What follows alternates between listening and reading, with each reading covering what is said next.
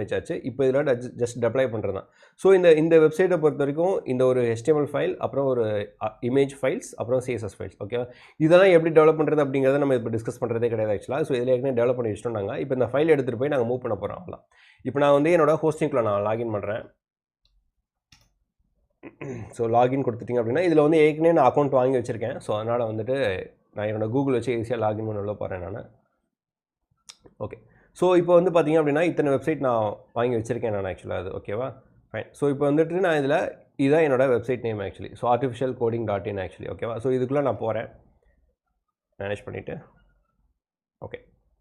So இதில் வந்து ஏற்கனவே நான் என்னோட ஹோஸ்டிங் வச்சுருக்கேன், டொமைன் நேம் வச்சுருக்கேன். ஸோ அதனால் வந்துட்டு இமீடியட்டாகவே இது வந்து இதாயிரும். இதில் வந்து பார்த்தீங்கன்னா கிட்டத்தட்ட நான் வந்து 2027 2 வருஷம் வரைக்கும் நான் அதை வாங்கி வச்சுருக்கேன் ஆக்சுவலாக. ஓகே.